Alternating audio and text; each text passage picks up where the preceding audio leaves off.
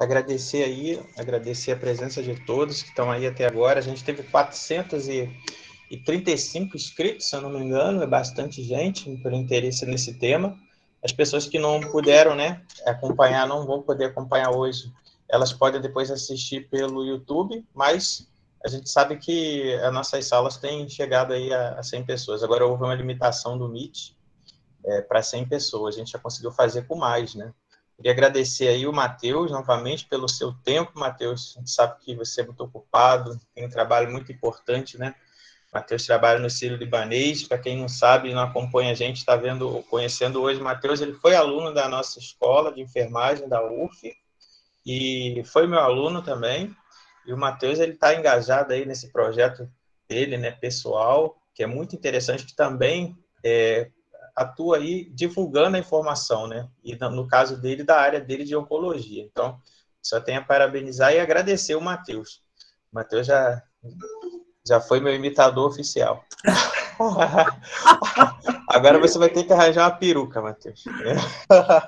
Para quem não sabe, teve uma peça que eu imitei o grande Jorge, só que o Jorge que eu conheci, não esse Jorge que vocês estão conhecendo aí.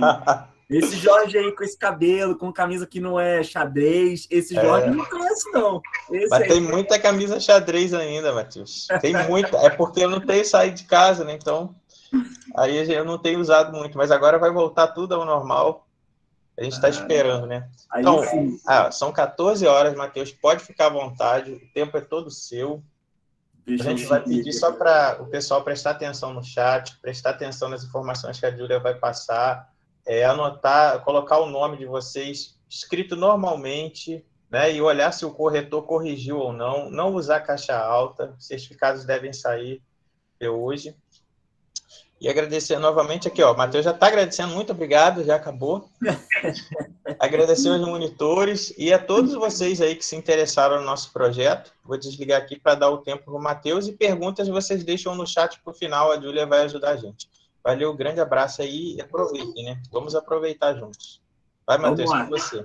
Beleza. Jorge, obrigado mais uma vez, prazer estar aqui com vocês, é sempre bom voltar para a escola que eu me formei, sempre bom estar falando aqui com vocês, e também sei que tem pessoas também que são de fora, mas é um prazer estar aqui falando. Deixa eu só fazer uma pequena correção. Hoje eu não trabalho mais no Sírio, tá, Jorge? Eu fiz a minha especialização em oncologia no Sírio, mas hoje eu trabalho na Rede D'Or, tá? Aqui em São Paulo. Eu sou enfermeiro especialista das práticas de enfermagem e oncologia aqui da Rede D'Or de São Paulo, tá bom? Ah, entendi. Então você fez a especialização no Sírio-Libanês, mas atua na Rede D'Or. Eu trabalhei mais 1 ano e meio no Sírio, depois da minha residência, fiquei 1 ano e meio trabalhando lá, mas desde 2018 eu estou na Rede D'Or. Então, da outra vez até te apresentei errado, então, né? Porque eu achava que você ainda estava lá no Sírio. Não, só ficou na formação e uns bons anos de trabalho também, mas hoje eu sou da Rede D'Or. Valeu, isso aí, Rede D'Or. Beleza.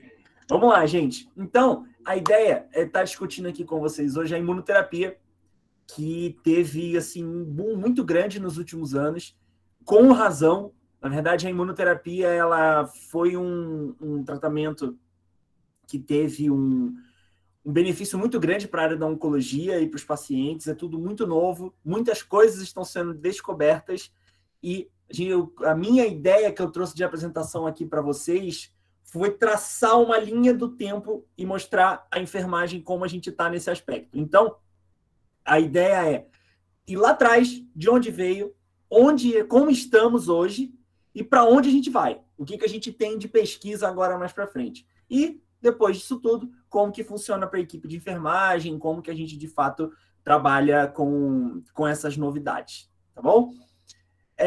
Para a gente começar, assim, a gente ouve muito, né? Principalmente eu que estou na área da oncologia, trabalhando, enfim, mas também saiu na televisão, saiu muita coisa sobre isso, sobre a imunoterapia, né? Que imunoterapia é tudo novo, é a cura do câncer e tudo mais. Isso começou principalmente de uns 3 anos para cá.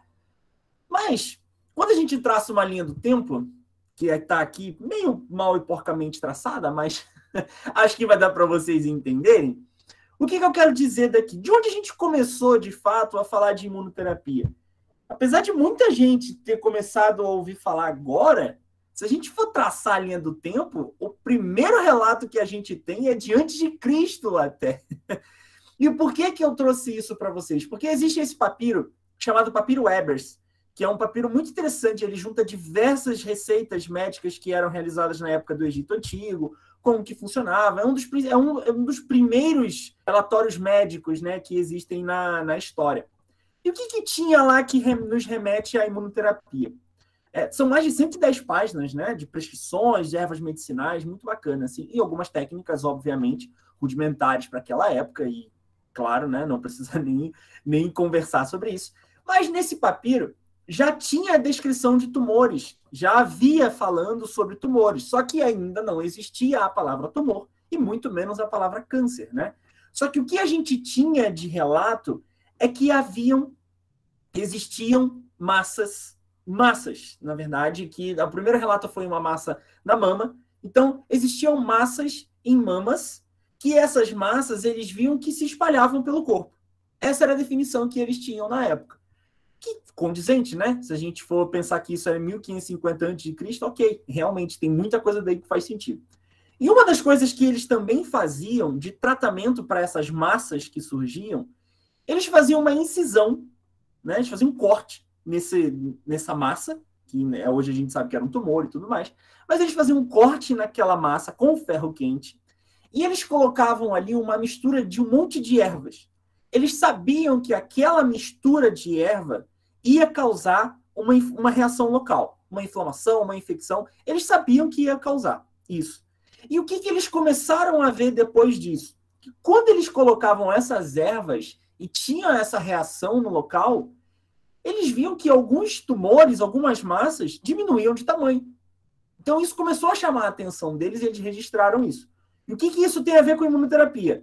Vou chegar lá, mas, por enquanto, guardem essa informação de que eles provocavam uma inflamação local e eles começavam a ver uma diminuição do tamanho.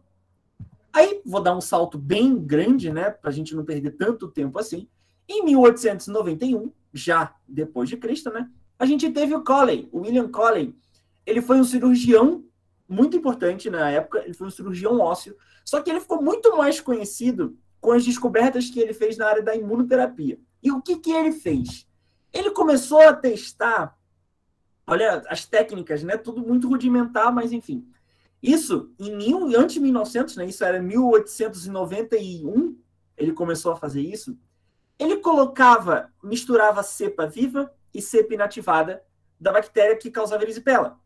Tá? Ele fazia essa mistura em pacientes que tinham um tipo de câncer chamado sarcoma. Era um sarcoma inoperável, ele não conseguia operar, às vezes o tamanho já estava grande, estava comprometendo outros órgãos ou outras estruturas vitais que não podiam operar. E nesses pacientes, ele colocava essa mistura de bactéria. E o que ele começou a ver disso? Que esses pacientes que eles colocavam essa mistura que tinham um tumor inoperável, conseguia, alguns, né, depois de um certo tempo, tornar-se operáveis. Então, guardem também essa informação, porque isso está acontecendo a mesma coisa que acontecia no Egito em 1550 a.C. Ele está provocando uma inflamação, uma infecção local, e ele conseguiu ver que isso está tendo uma resposta, né? E depois ele comercializou essas toxinas, as toxinas foram chamadas toxina de Coley, né? Quase em 1899, começou a vender esse tipo de tratamento. Só que o que aconteceu? Um pouco tempo depois, em 1903, a gente começou a radioterapia. E a radioterapia ela foi uma descoberta e tanto para o tratamento do câncer, né? Começou a ser muito utilizada a radioterapia e um pouco mais para frente, né, em 1949, a quimioterapia começou a ser utilizada. Então, os focos foram distribuídos para outras coisas e as bactérias do Coley acabou deixando para depois, até porque o estudo dele era um estudo que já contrariavam algumas coisas éticas, né? Não tinha um rigor científico muito grande, ele sabia que estava acontecendo alguma coisa, mas não tinha um rigor científico muito grande em cima do que ele estava fazendo. Então, obviamente, mesmo naquela época, há muitos anos atrás, foi tirado isso, o foco foi para outros tratamentos que tinham fundamentos científicos por trás, e aí sim, realmente começou a desenvolver quimioterapia, radioterapia, e as toxinas dele foi deixada de lado. Beleza. Um pouco mais para frente, em 1959, o que a gente teve em 1959 que foi extremamente interessante e também remonta a esse assunto?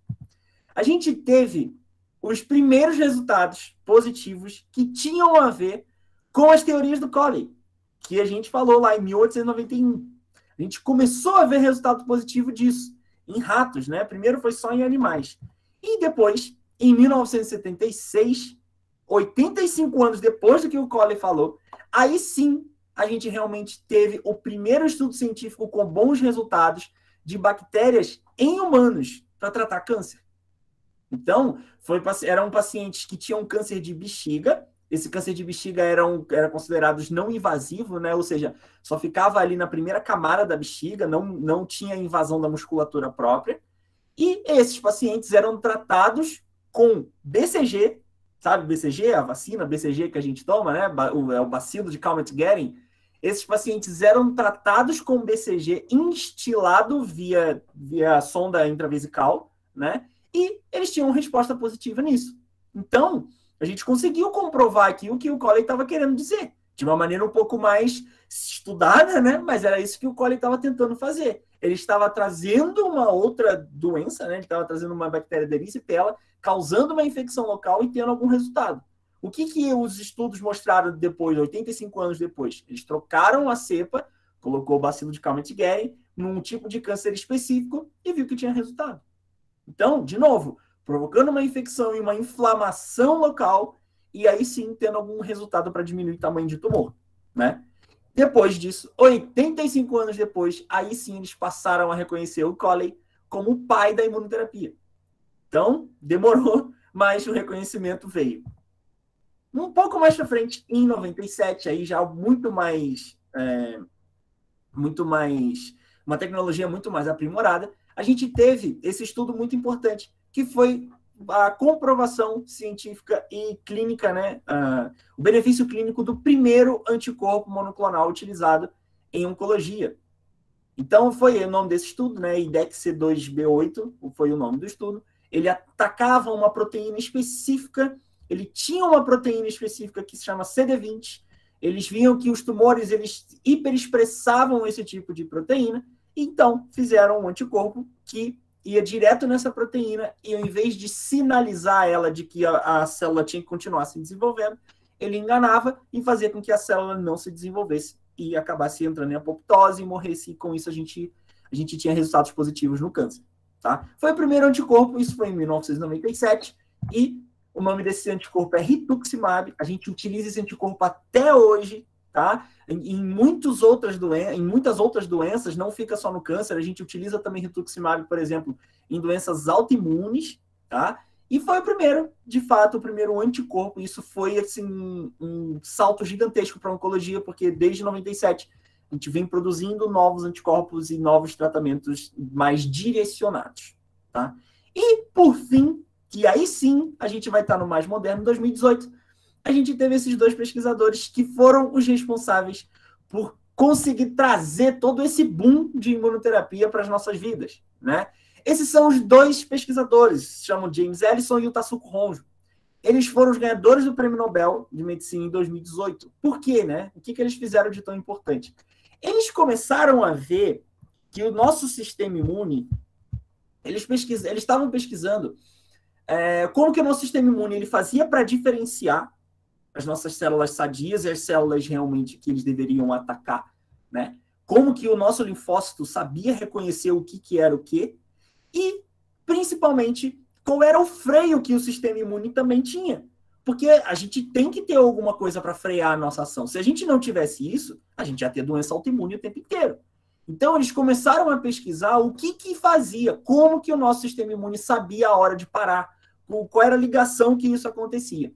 E dentre esses estudos, eles acabaram descobrindo duas proteínas extremamente importantes. CTLA4, que foi o James Ellison que descobriu, e o Honjo, que foi o japonês que descobriu um pouco mais recentemente, outro freio do sistema imune que se chama PD-1. Vou discutir eles mais para frente com vocês. E eles são os pais da imunoterapia moderna, porque foi a partir deles que a gente teve um novo termo utilizado na oncologia que se chama checkpoint imunológico. Vou discutir isso mais para frente com vocês. Mas foi a partir deles, dos estudos deles, que realmente a gente conseguiu ter essa imunoterapia moderna de uma maneira muito mais eficaz no tratamento do paciente oncológico, tá bom? Então, eu fiz uma pequena viagem para vocês, só para vocês entenderem que, na verdade, a imunoterapia, quando fala o termo imunoterapia, é muito antigo. Tem desde lá de trás, isso já era visto, mas não era muito bem estudado. Porém, hoje, temos estudos muito mais robustos e com essas novidades que é a imunoterapia moderna, tá bom? Mas, assim, por que eu falei tanto com vocês essa ideia de inflamação, né? Pedi para vocês guardarem essa informação de ter uma inflamação local causando remissão de tumor. O que isso tem a ver? Na verdade, não seria o contrário, né? Até porque a gente sabe que isso acontece.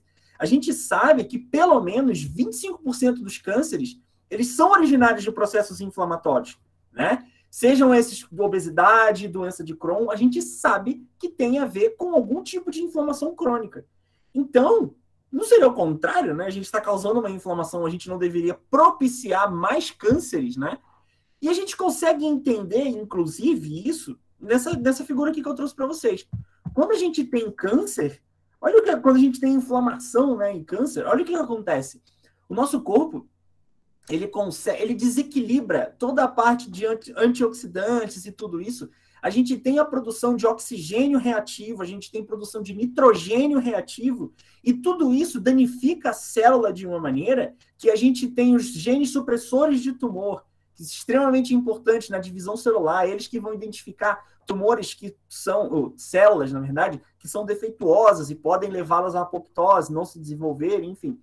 Então, quando a gente tem essa inflamação, a gente tem a diminuição dessas proteínas, a gente tem o aumento de oncogenes, e aí a gente tem câncer. Então, cara, qual é o fundamento desse negócio, né? Por que esse povo estava falando tanto disso se, na verdade, parece que não faz sentido nenhum?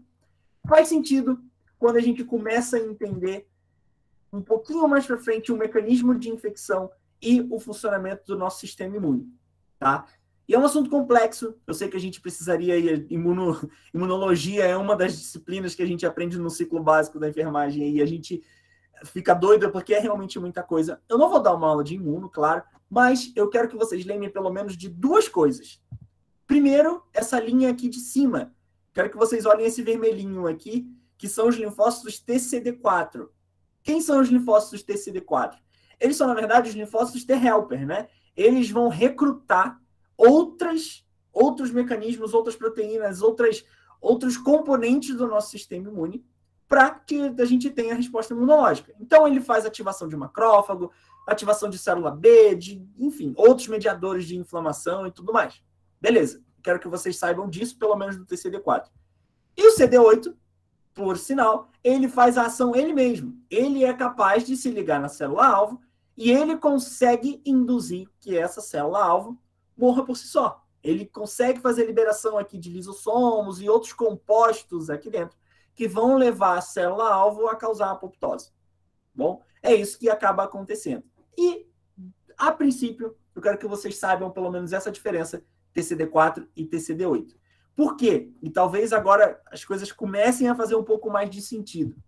Olha essa figura aqui. Quero trazer, olhem junto comigo, né? Porque olhando aqui dá um monte de informação, então olhem junto comigo aqui. Olha aqui nesse início, até aqui tem um vírus oncolítico, né? Ele está causando uma infecção aqui. O que é um vírus oncolítico, na verdade? É um vírus que foi modificado no laboratório, ele foi modificado para que seja replicado e uma proteína dele específica seja aumentada a sua produção, a célula, como uma infecção viral, né? A gente começa a ter cópias de vírus e a célula acaba fazendo toda aquela... ela morre, né? Ela, vamos usar um termo bem genérico, né? Ela explode, na verdade, porque a gente tem um monte de vírus aqui dentro e a célula acaba tendo uma lise. Então, a gente tem a liberação de compostos virais. Agora, imagina se a gente manipulasse esse vírus para que ele produzisse aquilo que eu quero e seja direcionado para muito mais os receptores que os tumores têm, não as nossas células comuns. Então, é mais ou menos isso que funciona. Então, a gente tem um vírus oncolítico inserido, ele vai lá se inserir toda a informação dele, genética, vai lá DNA e tudo mais, ele começa a produção daquilo que quer, a célula não vai aguentar, ela vai explodir, vamos dizer assim, né? Ela vai ter a lise, E quando libera os compostos específicos, esses compostos, eles vão ser capazes de recrutarem e de se ligarem à célula apresentadora de antígeno, que está aqui embaixo, e essa célula apresentadora de antígeno vai recrutar o linfócito TCD4, que consegue chamar outros compostos, como eu já disse para vocês, né? Vai chamar lá o macrófago e tudo isso, e também consegue recrutar linfócito TCD8. Ele consegue recrutar o próprio linfócito que vai fazer a ação por ele mesmo. Então, para pensar. Se eu provocar uma inflamação para que seja liberado os compostos que eu quero para identificar para identificar células oncológicas de uma maneira mais específica, a inflamação aqui provocada, ela joga ao meu favor, né? Eu estou chamando mais linfócitos aqui, eu estou usando o meu próprio sistema imune para estar atacando o tumor. Então, ele pode estar me ajudando aqui, essa inflamação provocada, né? Tá vendo como começa a fazer um pouco mais de sentido? E a gente passa a entender um pouco melhor também quando a gente olha essa outra figura. Aqui, para vocês, eu trouxe como funciona a BCG intravesical, que eu mostrei para vocês, né, no outro slide lá, que é quando a gente tem esse tratamento para câncer de bexiga não músculo invasivo, e a gente faz instilação de BCG mesmo, um bacilo de Comet-Guerin.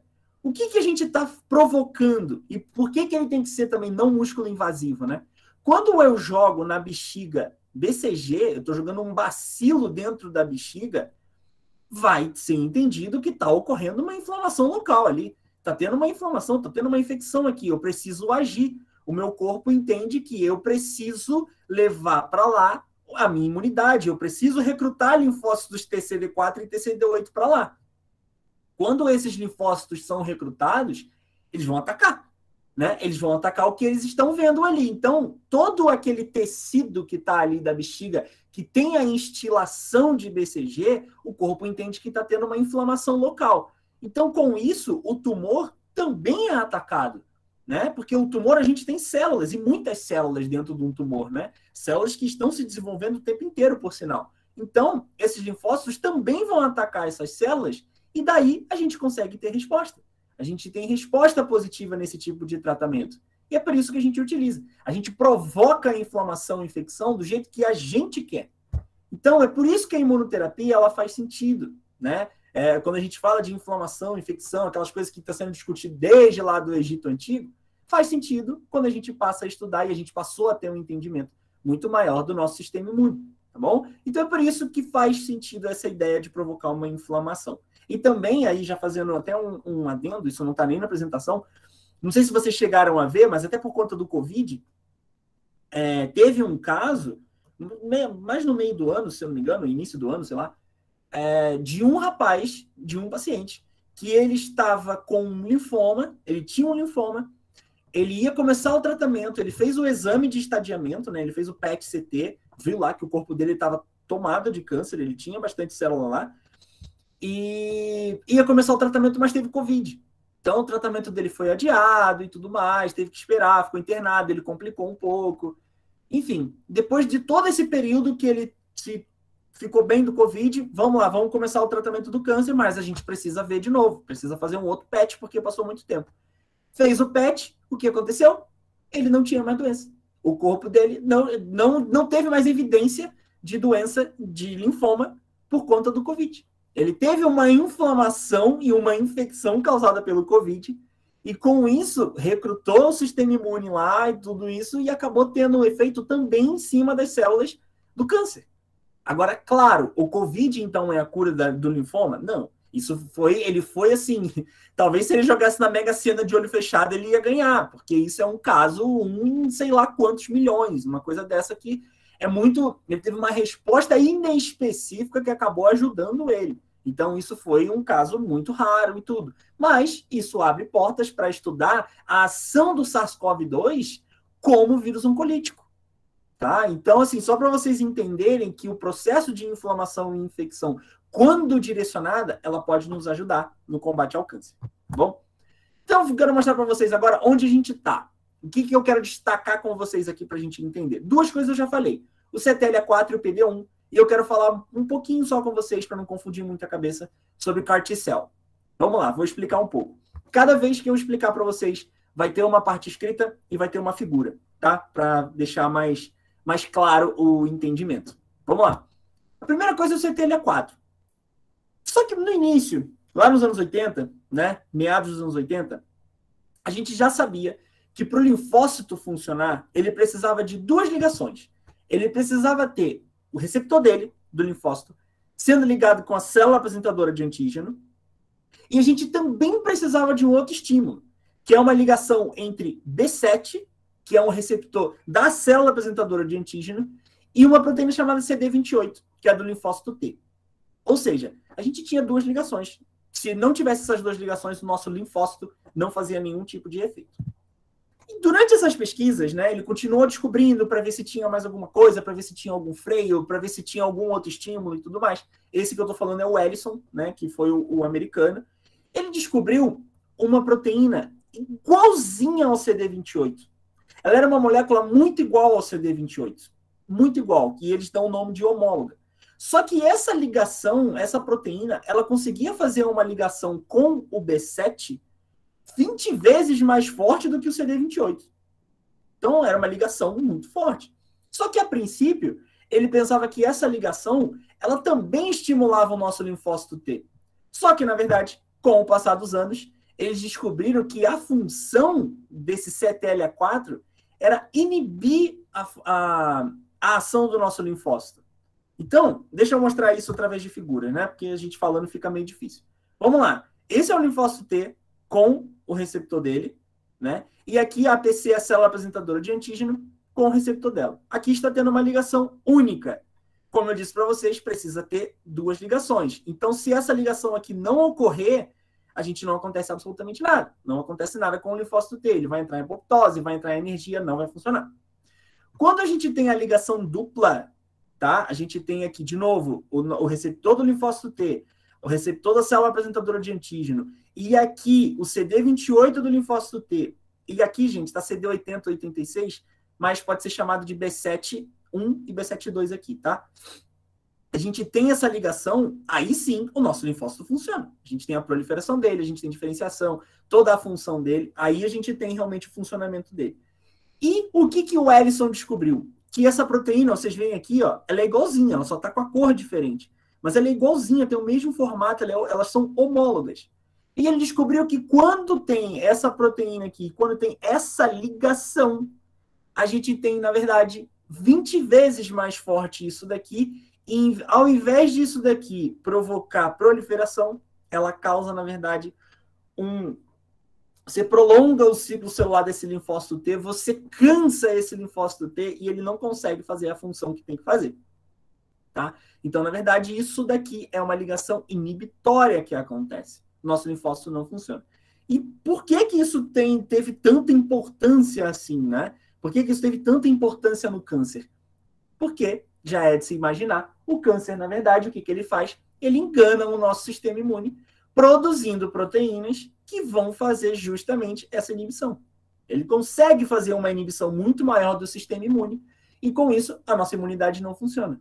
E quando a gente descobre os mecanismos que o câncer funciona, como que ele faz para funcionar, hoje, graças a Deus, com uma medicina muito avançada, a gente consegue desenvolver medicamentos para que isso não ocorra. Então, por isso que foi tão importante essa descoberta.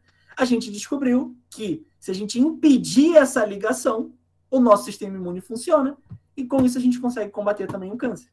Foi uma das descobertas tão importantes que a gente teve aqui em 2018, que foi quando eles ganharam o Prêmio Nobel. Bom, vamos para o segundo, o PD1. Também, gente, foi quase o mesmo objetivo de pesquisa.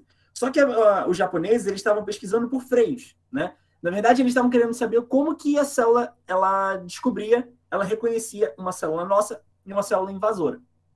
Um pouquinho mais para frente, isso já foi nos anos 90. E ele descobriu uma outra molécula que se chama PD1. Só que ele também, assim como o americano, eles também achavam que essa molécula, na verdade, ela também induzisse a apoptose. Ela fizesse um efeito aqui como se fosse um linfócito funcionando. Tanto que o nome ficou PD1, né? Que a tradução literal é morte programada 1. Como se fosse realmente uma coisa muito que fosse matar a célula. E o que eles descobriram também? Que, na verdade, não tem nada a ver com estímulo. Ela faz a mesma coisa. Ela faz com que o linfócito, né, reconheça a célula do câncer como uma célula nossa. Então, ele não ataca a célula do câncer também. E, de novo, vamos ver isso em figura. Olha aqui. O nosso linfócito T aqui, ele está se ligando. O que a célula do tumor faz? Se o nosso linfócito tem o PD-1, o tumor ele produz um monte de PDL1, que é o ligante dessa proteína aqui.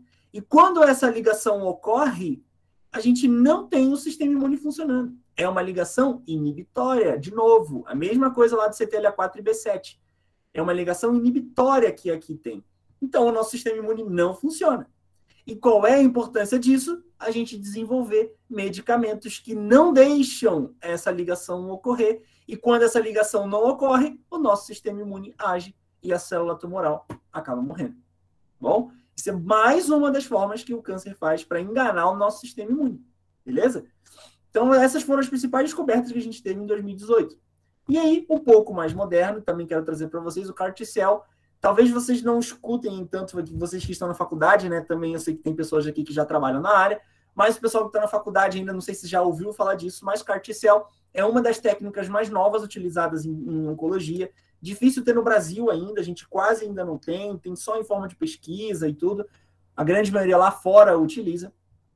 E a ideia começou em 92 com esse imunologista, o Michael Sutherland, estudando como modificar o DNA das células, né? Como modificar o DNA das células T.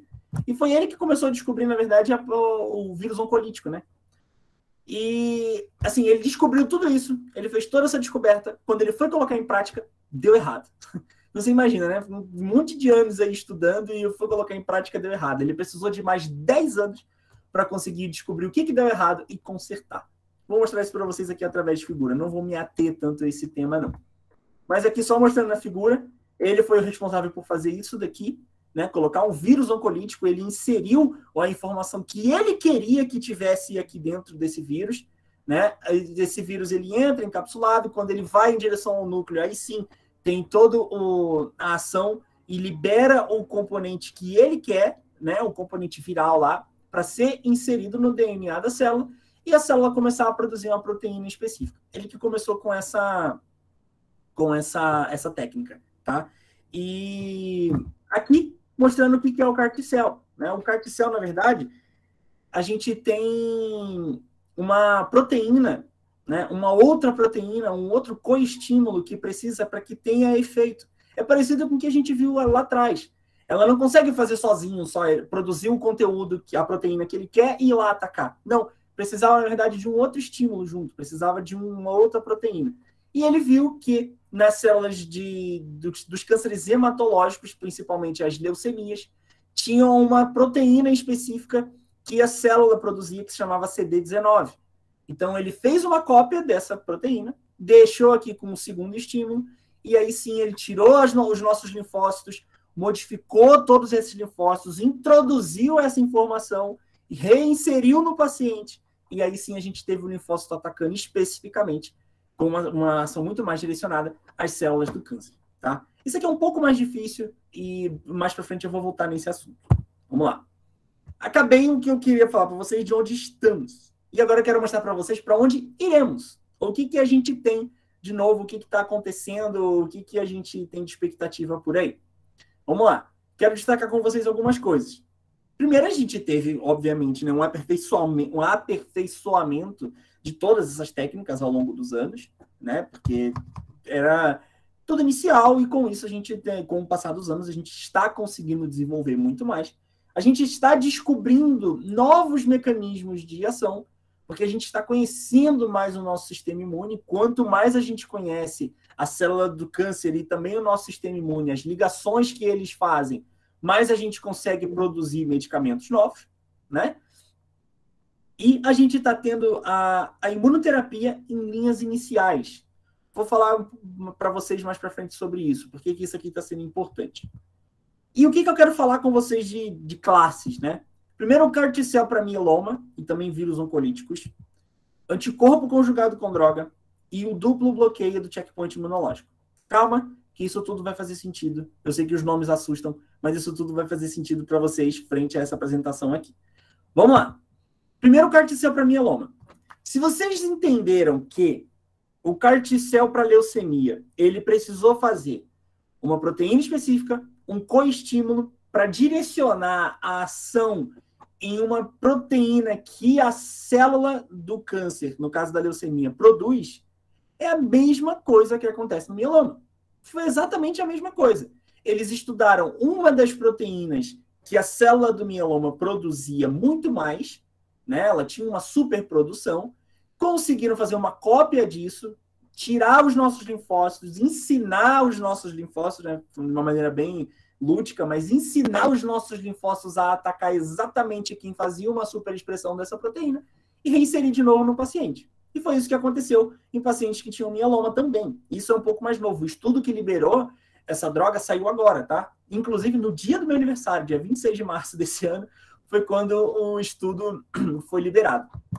E o que esse estudo mostrou, né? Foram 100 pacientes, eles foram avaliados após falhar a 4 linhas de tratamento, tá? Para vocês que não estão acostumados com oncologia, quando a gente fala linhas de tratamento, é protocolo, né? O paciente começou, ele teve uma doença X diagnosticada de tal maneira, com tal estadiamento, ele precisa fazer esse tratamento. Ele falhou esse tratamento. Aí ele voltou, não, agora vai fazer esse. Falhou, ele falhou 4 vezes. Em 4 vezes aqui a doença não teve nenhuma melhora. E nesse cenário eles fizeram CAR-T-cell. E olha o que a gente teve de resposta. A gente teve uma taxa de resposta de 62% para esses pacientes.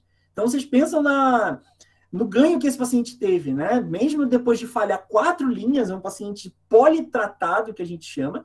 A gente já não tinha mais o que fazer para esse paciente com relação a tratamento, e a gente conseguiu um novo tratamento que deu 62% de resposta. É uma coisa realmente muito significativa. E como que funciona, né? De novo, é do mesmo esquema que a gente viu lá para a leucemia. A proteína específica que eles pegaram foi o BCMA, é uma proteína que a gente tem hiperexpressa nas células do mieloma.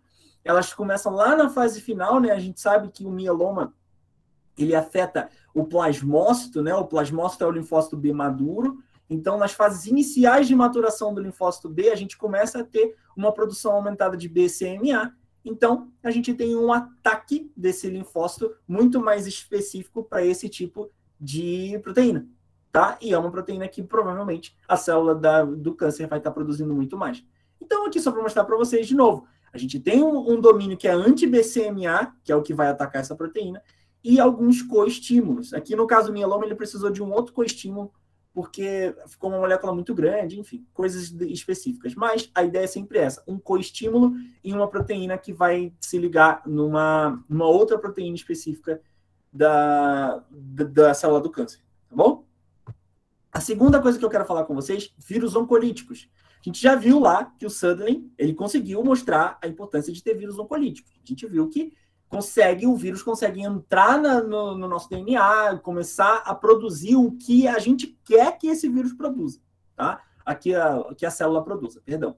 Só que a gente ainda não tinha alguns estudos clínicos muito bem feitos e muito bem evidenciando o benefício desse tipo de tratamento no paciente oncológico. E a gente começou a ter, né? Só que a gente começou a ter porque a gente começou a entender como que funciona. E a gente tem 2 maneiras principais, né? Como que a gente vai fazer isso funcionar, negócio de vírus oncolíticos? Como que funciona? A gente pega um vírus muito comum no nosso dia a dia, né? A gente tem, por exemplo, o adenovírus, um vírus extremamente comum. A gente modifica esse vírus e a gente insere a informação lá para que ele reconheça especificamente as células do câncer por conta de algumas ligações com algumas proteínas que são muito mais expressadas na célula oncológica. Depois que ele faz essa ligação, ele entra, o conteúdo viral é liberado e a gente tem a replicação viral, a lise celular, tudo que a gente viu naquele slide lá atrás, tá bom? Só que também tem uma outra maneira dele fazer efeito. A outra maneira é utilizando o próprio maquinário que a célula do câncer faz, utilizando a própria malandragem da célula do câncer. Como assim, né? A gente consegue modificar esse vírus oncolítico, né? Para que ele, na verdade, ele produza uma proteína chamada E1A, uma das proteínas, né? E1A. Essa proteína, quando ela está presente nas nossas células sadias, o nosso ciclo celular, na verdade, não acontece, né? não acontece. Ele entra no estado quiescente. Então, as nossas células param a multiplicação celular por conta de reconhecimento de alguns genes supressores de tumor, tudo que a gente viu, né? Então, eles reconhecem que isso aqui não é saudável, as nossas células boas param de se multiplicar. Só que a célula do câncer não tem esse controle. Ela não consegue ter esse controle, ela não consegue distinguir, ela se multiplica o tempo todo, de forma desordenada, né? Então, mesmo com essa produção, ela se reproduz, o que acontece?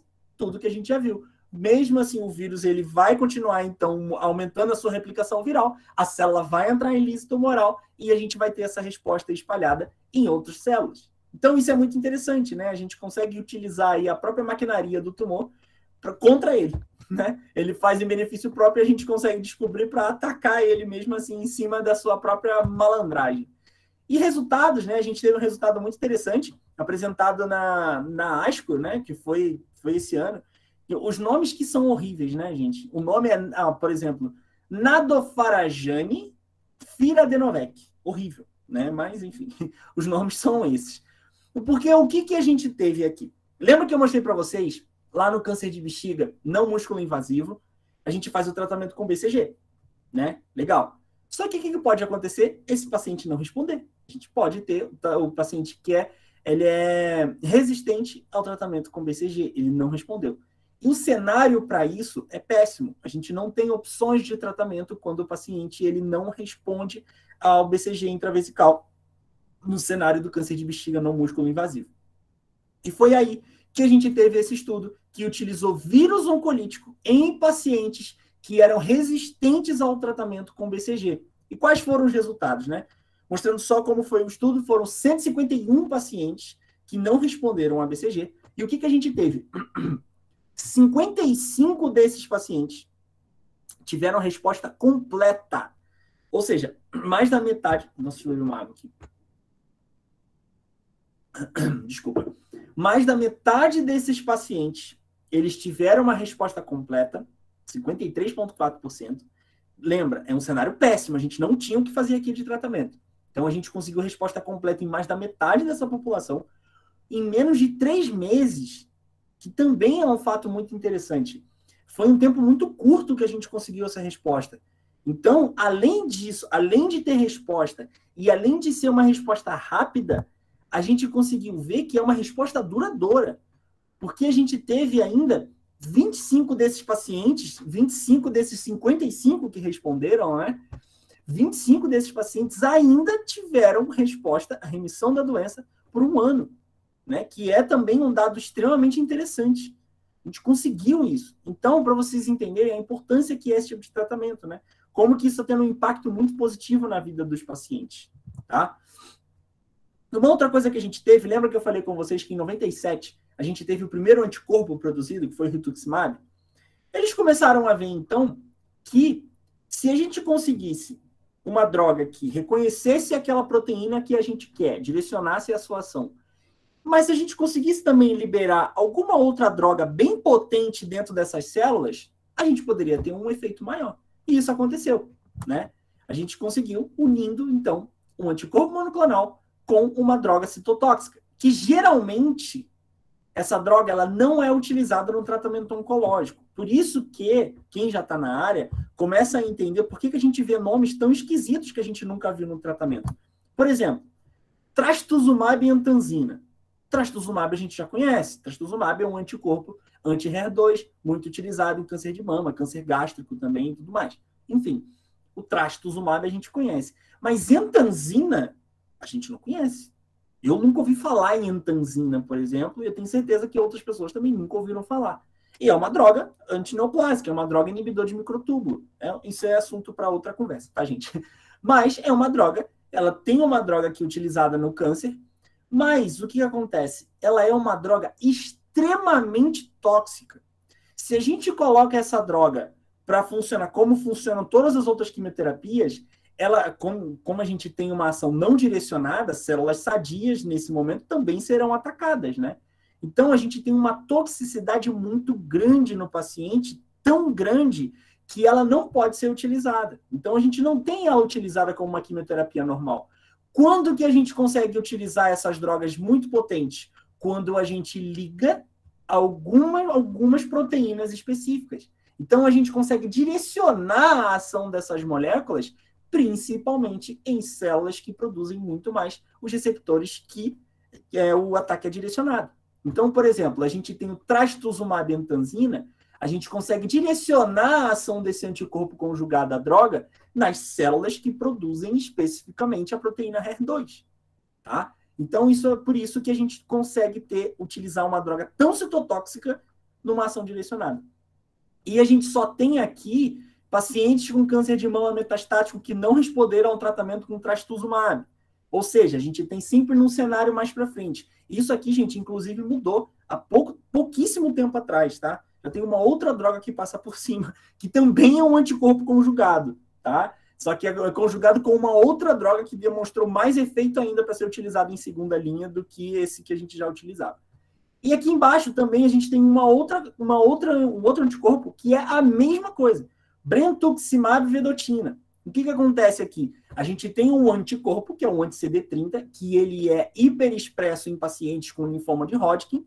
A gente tem essas proteínas e a gente ligou ela com uma outra molécula chamada vedotina, que é um agente antimitótico. Então, esse agente, a mesma coisa, ele é extremamente citotóxico se ele for feito de maneira sem ser conjugado ao anticorpo, por isso a gente não utiliza sozinho. E só para vocês entenderem, a gente sempre tem o cenário pior sendo tratado primeiro, tá, gente? Isso funciona na pesquisa clínica, assim.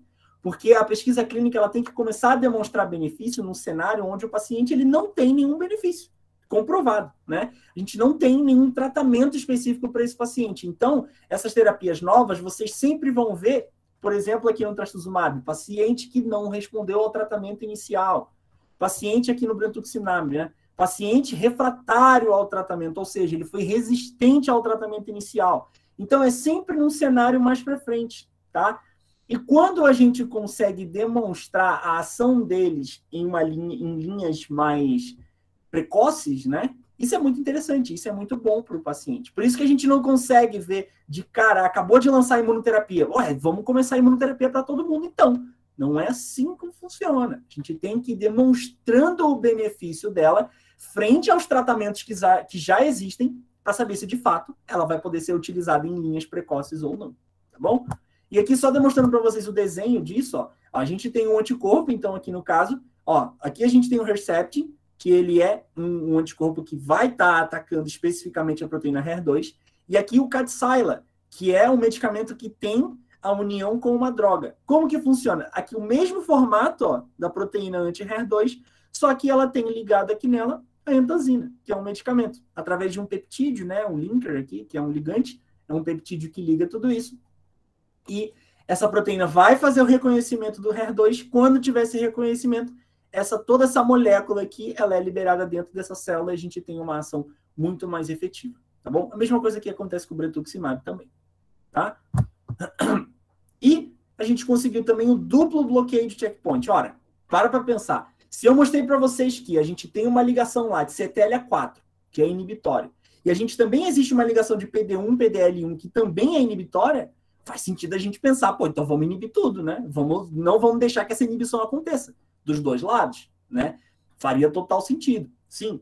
E isso já foi demonstrado em efeito em alguns protocolos, principalmente o melanoma, né? O melanoma ainda continua sendo um dos principais desafios da oncologia de uma maneira geral, tá, gente? É uma doença que é um câncer de pele, é um outro tipo de câncer de pele, ele é muito agressivo, só que a gente não tinha uma perspectiva de tratamento para esse paciente.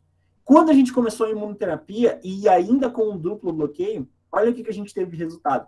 Teve um estudo chamado Checkmate 069, a gente tinha, em 2015, paciente que fazia ipilimumab, que é o nome de uma das terapias, né?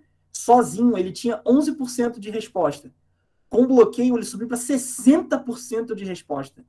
A gente não tinha dados de paciente com melanoma 5 anos, porque esses pacientes não viviam 5 anos. Hoje a gente consegue. Os pacientes quase não conseguiam viver 1 ano, tá? Então, a gente consegue ter um número grande agora de pacientes com 5 anos de vida. Então, isso realmente foi um ganho muito grande para esse tipo de diagnóstico, tá bom? E aqui, só para vocês entenderem, o duplo bloqueio acontecendo, né? Aqui, a gente tem, ó, PD1 com PDL1.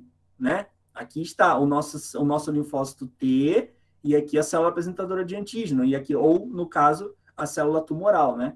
A célula tumoral, ela está aqui com o ligante e a gente tem no nosso linfócito o PD-1. Acontecendo isso daqui, o nosso sistema imune não funciona. Então, o que a gente faz? A gente bloqueia, a gente dá um medicamento aqui e bloqueia aqui. A mesma coisa aqui que eu demonstrei para vocês antes, ó. O CTLA4 com o B7. Se a gente tem essa ligação aqui, o nosso sistema imune não funciona. O que acontece, então? A gente faz um medicamento que não deixa essa ligação ocorrer. Então, aí sim, a gente tem o duplo bloqueio imunológico e o nosso sistema imune funcionando na beça. Bom? E o que isso tem para a equipe, né? Quero trazer para vocês só alguns nomes. Sei que tem muita gente aqui que ainda não está na área, mas para quem já está na área, também sei que tem pessoas que já estão aqui. Vamos começar a dar alguns nomes, né? De checkpoint imunológico. Temos o nivolumab, pembrolizumab, atezolizumab e o ipilimumab, né?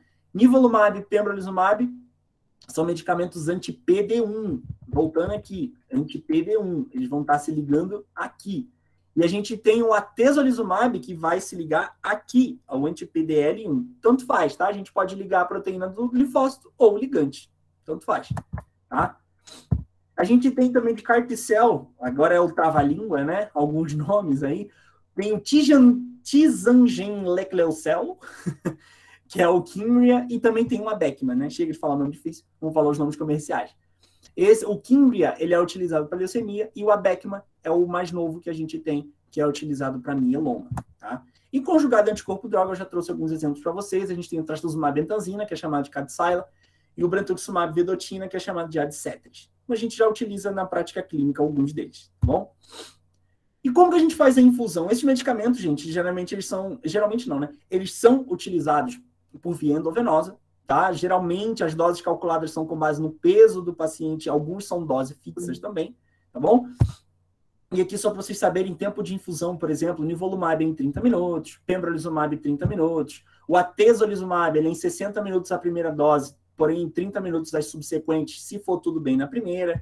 O ipilimumab, ele tem uma ação um pouco diferente, 90 minutos de melanoma, 30 minutos nos demais diagnósticos. E a gente, na combinação, né, que eu mostrei para vocês, o duplo bloqueio, a gente infunde primeiro o nivolumab e depois a gente infunde o ipilimumab.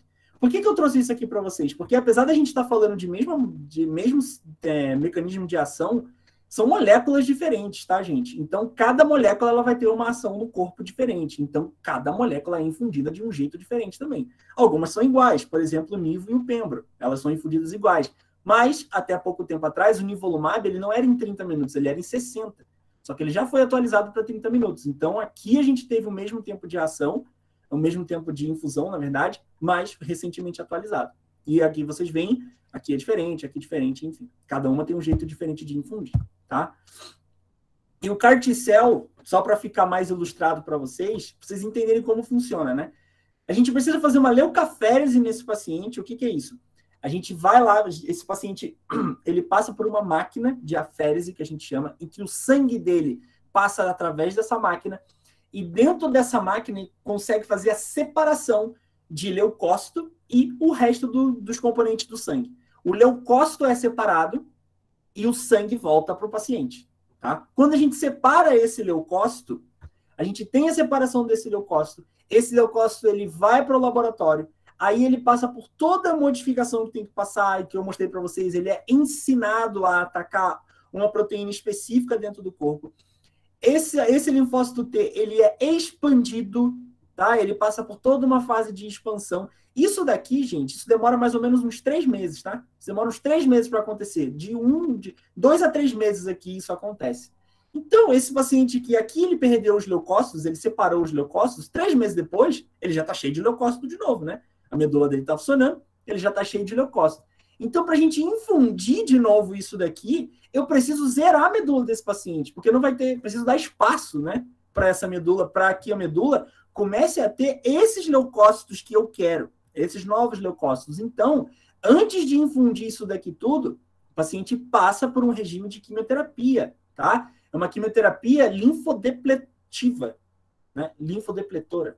Enfim, que vai tirar os linfócitos desse paciente, tá bom? Ela vai zerar os linfócitos antigos desse paciente para que aí sim a gente tem a infusão dos novos leucócitos dos novos linfócitos que a gente quer, e a gente consiga aí todo o efeito que a gente já conversou lá atrás.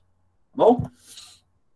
E o que agora, por fim, já quero terminar com vocês, já vai dar 1 hora que eu estou falando, o que eu quero chamar a atenção para vocês de efeitos colaterais e exame físico, onde isso vai se implicar para a equipe aqui.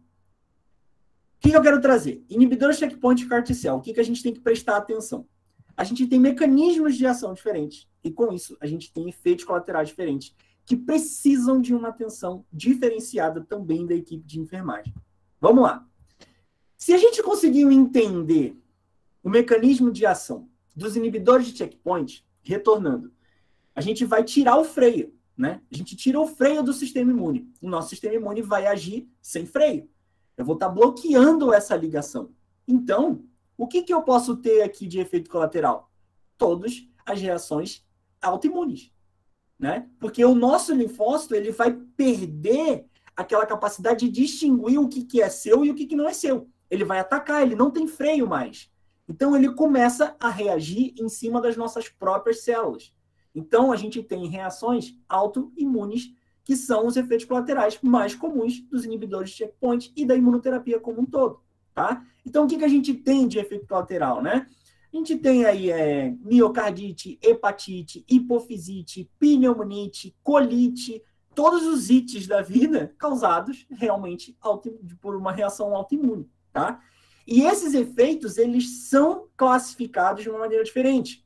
A gente tem, e geralmente eu trago muita coisa internacional, né? O que pode ser chato, mas para a imunoterapia temos as diretrizes nacionais de manejo de toxicidade imunomediada, tá? Então, se vocês procurarem por esse título, vocês vão achar toda a classificação e como que a gente lida de acordo com cada toxicidade que o paciente vier a apresentar. O que a gente precisa saber também? Os exames solicitados por um paciente que vai estar fazendo uma imunoterapia são diferentes. A avaliação é diferente que a gente tem que fazer para um paciente que vai estar fazendo uma quimioterapia normal, né? Então, eu preciso saber, por exemplo, como está a tireoide desse paciente. A gente não pede normalmente exame de tireoide para paciente que está fazendo quimioterapia convencional. Mas eu preciso saber como está a tireoide dele, porque ele pode estar tendo uma tireoidite, né? Então, para paciente que apresenta, por exemplo, por isso é isso que eu quero mostrar para vocês, a importância da gente linkar tudo que a gente aprendeu na faculdade aí com a teoria e prática. Se eu estou fazendo um paciente que está numa imunoterapia, ele apresenta para mim um cansaço, eu não falei para vocês aqui de ação em cima de medula da imunoterapia, né? A gente não tem uma ação aqui direcionada para a medula de todas as células que se multiplicam rápido. Eu não tenho isso. Então, se eu tenho um paciente que ele está apresentando um cansaço, eu não posso associar isso a ele deve estar anêmico. Não, provavelmente não. Ele deve estar tendo outros tipos de reações. E aqui, parando para pensar na tireoide, eu posso estar tendo uma tireoidite num paciente que está apresentando um cansaço, por exemplo. Eu posso ter uma disfunção tireoidiana no paciente que está apresentando descamação de unha, o que é diferente. A gente tem quimioterápico que causa descamação de unha, né? A gente tem os taxanos, eles causam descamação de unha. Mas aqui não está sendo provocado por conta necessariamente do medicamento, mas sim de uma reação autoimune, que pode ser evidenciada num outro exame. Então, a ação e a atenção do enfermeiro num paciente que está realizando uma imunoterapia é completamente diferente, e a gente precisa saber disso, tá bom?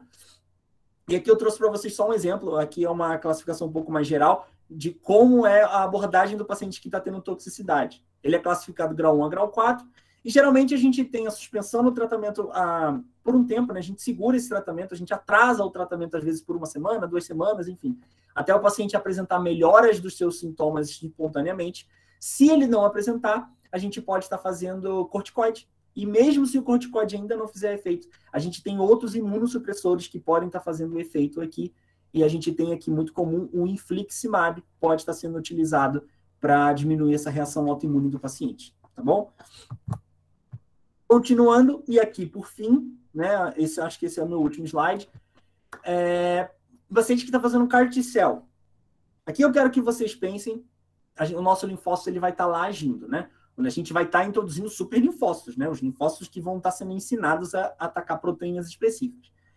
Pensa que esses linfócitos eles vão fazer uma ação muito grande, mesmo que seja uma ação mais específica, a gente vai ter realmente uma ação muito grande desses linfócitos, né? Então, células vão estar morrendo. Células, quando as células morrem, elas liberam mediadores de inflamação, que esses mediadores de inflamação podem causar reações exageradas se forem liberados de uma maneira muito acelerada. E é isso que acontece quando a gente tem o CAR-T-cell. Uma das principais reações que a gente tem é a síndrome de liberação de citocinas. E isso acontece, só para vocês de novo linkarem com uma realidade mais recente, o COVID faz isso, né? O que eles viram? Que paciente que tem COVID, como eles foram fazer a necrópsia desse paciente, eles viram que nos bronquíolos desses pacientes, esses pacientes tinham muito interleucina 6. Está aqui, ó, ela aqui. A interleucina 6 é uma mediadora de inflamação, né? Então, quando o paciente ele não tem toda aquela reação, toda aquela tempestade inflamatória, né? Tanto que a gente tem lá paciente que fica com... Gente, desculpa, o interfone está tocando, deixa eu tocar. A gente tem paciente que tem toxicidade aqui causada muito grande por conta dessa tempestade, e a gente tem pneumonia causada por isso, né? Então, a mesma coisa acontece na síndrome de liberação de citocinas, tá? Causada no CAR-T-cell. Então, a gente pode ter aqui pacientes indo a óbito muito rápido durante uma infusão de CAR-T-cell, tá? Por isso que a equipe de enfermagem ela tem que estar extremamente treinada durante uma infusão disso daqui, tá bom? A gente pode ter nesse paciente, a gente pode ter febre, a gente pode começar com uma dor de cabeça, e do nada esse paciente ele tem uma reação extremamente grave à citocina, e o paciente é óbito muito rápido. Por isso que antes a gente precisa ter no setor esse medicamento chamado tocilizumab, que quem trabalhou em COVID viu que ele também foi utilizado, tocilizumab também foi utilizado. Por quê? Esse medicamento, qual é a ação dele? Ele é um medicamento anti-interleucina 6. Ele vai agir exatamente num dos principais mediadores de inflamação. Então, por isso que a gente precisa ter isso daqui e o enfermeiro precisa saber. Bom? Por fim, gente, de fato, agora é a minha conclusão mesmo. Esse foi o meu último slide. Então, o que eu quero que vocês saibam daqui? A imunoterapia não é novo. A gente já sabe que a imunoterapia é desde lá da antiguidade. O que a gente teve, na verdade, de novo, é que a gente começou a descobrir checkpoints, a gente começou a descobrir ligações específicas que a célula do nosso linfócito T faz com a célula oncológica. E com isso a gente tem os freios do sistema imune, que são os mecanismos que o câncer faz para fugir da nossa imunidade. E a gente bloqueando isso, a gente tem a nossa imunidade agindo. E com isso muitos resultados positivos estamos tendo. A gente conseguiu ver como isso mais ou menos funciona, a produção disso funciona.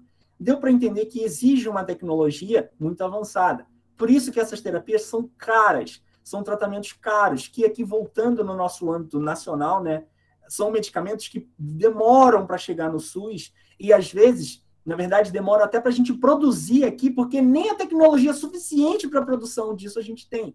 Então, são tratamentos que vão demorar a chegar no SUS ainda. A gente já tem anticorpos no SUS e isso é uma vitória, tá? Porque são tratamentos caros e são tratamentos que têm um benefício muito grande e a gente já tem alguns no SUS, mas a gente ainda tem uma longa caminhada, né?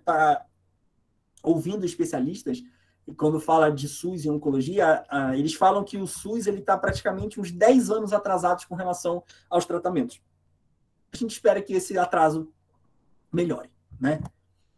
A gente já viu que conhecer os mecanismos é imprescindível para a gente entender a evolução dos estudos, os desfechos esperados e também os efeitos colaterais e como a equipe de enfermagem vai agir. É essencial. A nossa análise frente a isso, frente a um paciente que está fazendo uma imunoterapia, é completamente diferente a um paciente que está fazendo uma quimioterapia convencional. E a gente só sabe disso quando a gente entende os mecanismos de ação, tá?